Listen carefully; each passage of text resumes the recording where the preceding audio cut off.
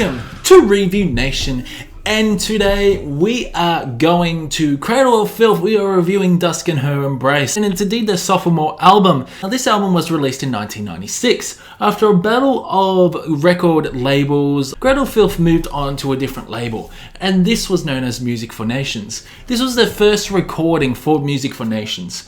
This album is very atmospheric, and it's also got elements of black metal along with extreme metal. The album, The Principle of Evil Made Flesh, their debut album, was more of a black metal type of album, but Dusk and Her Embrace incorporates symphonic elements along with gothic elements, along with black metal elements, and also mainly extreme metal. This album is intense as anything. I'm about to review one of my favorite albums of Cradle of Filth, because Dusk and Her Embrace is just so damn different to all the other albums that come after it. Dusk and Her Embrace, a rare appearance of such interesting characters throughout this concept themed album. Now, you guys did vote for the extreme metal band you want me to review, and Cradle of Filth fucking blew every other band out of the water.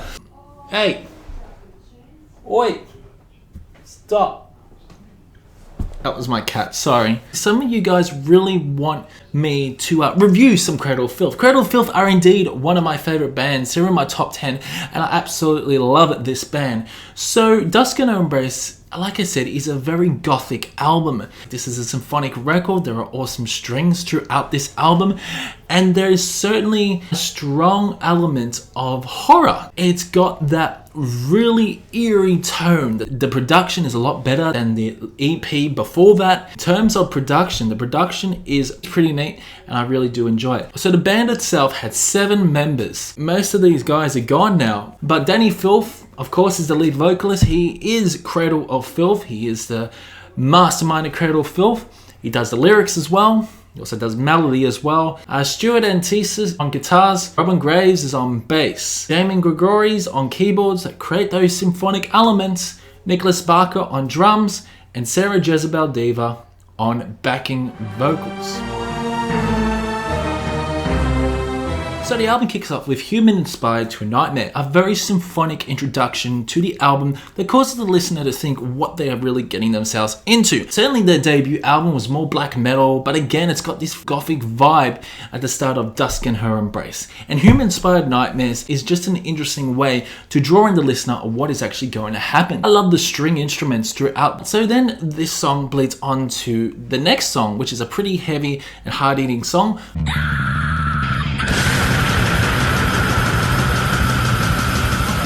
Quite a heavy song as well. Danny's vocals are unbelievable in this. I love the high intensity. Not to mention, throughout the introduction, get some really nice dark elements along with those guitars. Danny incorporates that massive signature stream that we usually get throughout a Cradle of Filth song.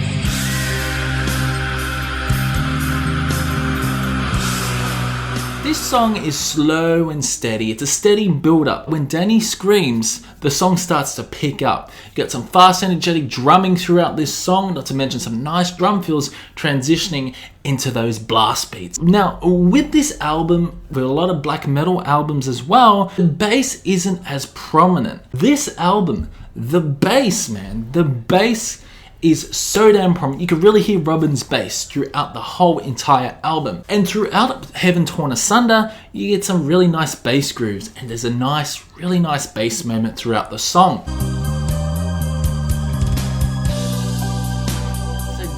So throughout the song, Danny alternates his vocals throughout the song, and there's a really nice solo section along with the bass, along with the nice soft moments of the drums, that you get Sarah incorporating those backup vocals. Such a really awesome drawing melody along with the symphonic elements, creating that gothic feeling. So what's great about Cradle of Filth is the lyrics. The lyrics are so damn poetic. And I believe this is probably Attack Against Heaven or something like that. This album's also about vampires and mythical creatures. Cradle of Filth incorporate that atmospheric vibe throughout Heaven Torn Asunder.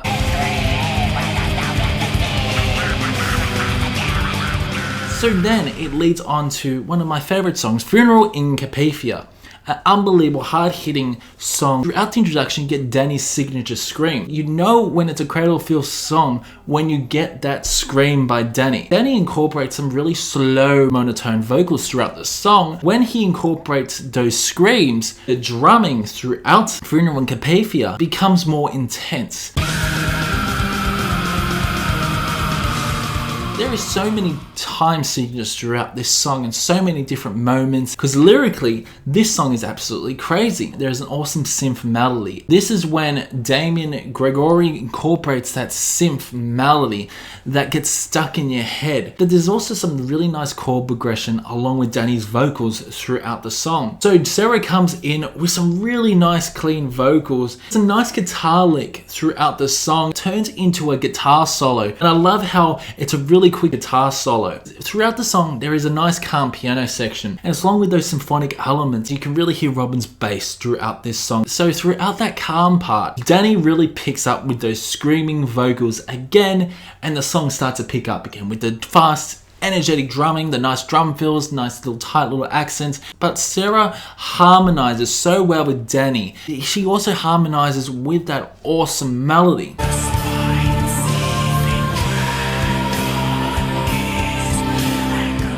Not to mention, Danny's vocals are so damn intense throughout the song. There's also another guitar solo, along with the insane drumming you're getting throughout the end of the song. Funeral and Carpathia is definitely one of the most melodic Cradle of Filth songs in my opinion. Like, the melody will definitely get stuck in your head.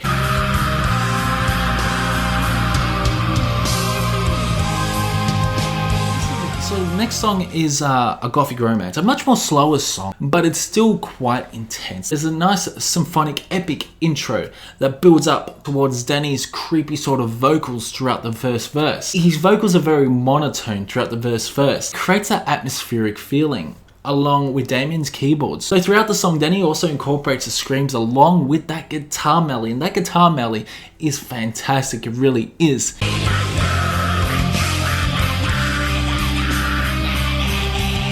He incorporates those monotone vocals along with those screams throughout the song. So the song builds up, picks up, and then it really slows down again, and then picks up again. Then you have these intense blast beats throughout the song as well. You get some really nice, awesome guitar riffs by Stuart that incorporates that nice melody. Of course, throughout the song, it's telling a story. Along with that awesome melody, along with the instrumentals, you get Sarah narrating.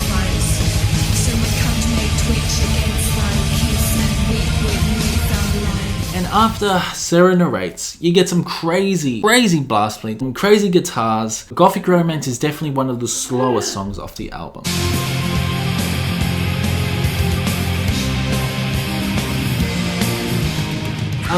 This is a much more laid-back song by Cradle of Filth. I did actually see this live, and it was fucking awesome. Introductions on this album are just fantastic. They incorporate that epic gothic feel. Of course, Danny incorporates a signature scream as well, but this song is somber. It also becomes quite faster throughout. There's a nice guitar melody, Sarah's vocals come in again, kind of talks throughout the song. The song structure is fantastic, especially the build up towards Danny's screams. The song is fantastic, it really is. There's some really nice chord progression.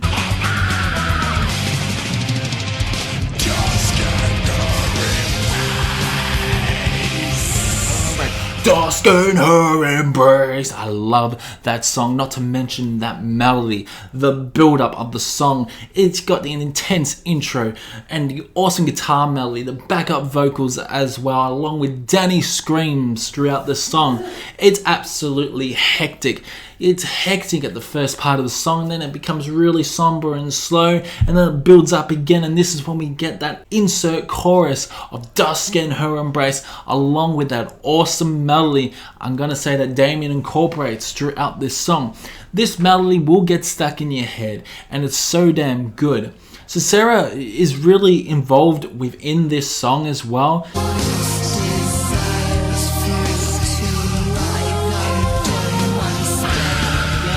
Throughout the song, you get a really quick guitar solo, and this song just becomes absolutely chaotic. It really does. This song is intense as anything. It's heart pounding at times, and it just takes you on an adventure.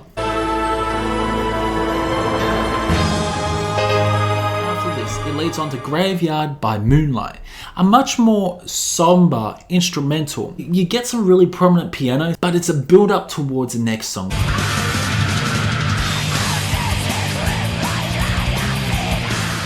Beauty Slept in Sodom. Alright, so this song is really slow building, and then you get some really nice guitar moments, especially the drawing strumming of that guitar, of the electric guitar by Stewart. You really hear Robin Graves' bass throughout the song, it's quite prominent. But there is also a very nice lead guitar melody. Sarah comes in along with Danny's signature scream, and it's just fantastic how they do it. I absolutely love Danny's vocals throughout this album. His vocals are just absolutely fantastic. I suppose you could say Danny's vocals are sort of like Vegemite. You either love him or hate him. And lucky for me, I absolutely love Danny's vocals. Now, for those that are watching that have never heard of Cradle of Filth and have heard the inserts of this album, you're probably going to say, how can you listen to his vocals?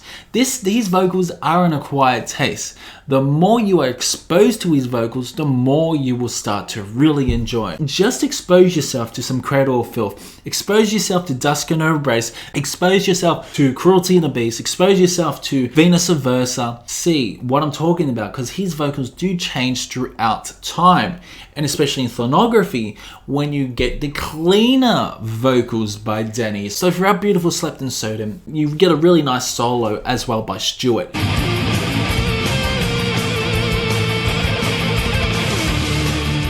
And the screams by Danny throughout Beauty Slept in Sodom is just fantastic, and he screams along with that melody.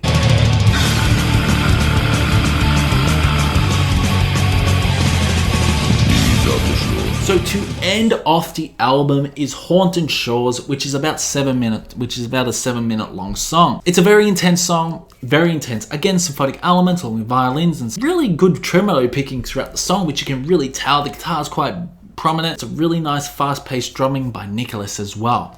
And Nicholas incorporates the amazing drum fills. There's a really nice vocal layering by Danny. Danny vocals are absolutely insane in this. They really are, especially when he is screaming his heart out. And I'm talking about screaming. Like I said, it sounds like a child is having a tantrum or something like that.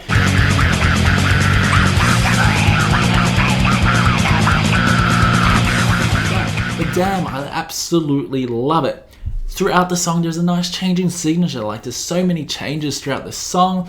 Again, you get a nice guitar solo by Stewart, and it ends with someone talking. I don't think it's Danny. I believe it's Kronos. Talking builds up that epic feeling, that amazing conclusion, and I love it. But overall, Dusk and Her Embrace by Cradle of Filth is such an energetic, fast-hitting, intense album that is very atmospheric, that has that gothic feel, but also tells a story. Lyrics overall are very hard to interpret. The lyrics are very poetic. I love Danny's vocals, and I just absolutely love this album overall. So for Cradle of Filth, Dusk and Her Embrace, one of my favorite albums by them. I'm giving this a solid 9 out of 10. It's absolutely a fantastic masterpiece. It really is. The probably only main problem for this album, if I had to be really critical, was maybe the album was a bit too short. I really love long Cradle of Filth albums. I really do. I love albums like Midian, which is a much more longer album. Damnation in the Day, which is like 1 hour and 30 minutes. I kind of want Dusk and Her Embrace to go over an hour. They also released another album, Dusk and Her Embrace and Her Original Sin or something like that, back in 2016. And it's a much more longer album. Now, I'm not too sure what this album's about. I believe it's got most of the songs and a few other inserts. So I'll definitely have to check it out and see what that is about. But apparently production is a lot better or something. But the production, in my opinion, is so much better than Cruelty and the Beast, in my opinion. A lot better. You can hear the drums very well. Don't know what happened with Cruelty and the Beast production in the next album. Can I just say, masterpiece by Cradle of Filth, Dusk and Her Embrace. So guys, comment below what other albums you want me to review and what other albums by Cradle of Filth you want me to review as well. So let me know in the comments whether you like this album and what do you think about this album in general if you're a Cradle of Filth fan. And do you agree or disagree with my opinions? Always good to engage conversation on this. Make sure you drop a like because this video will take a while to edit. Subscribe if you want. and I'll see you in the next one.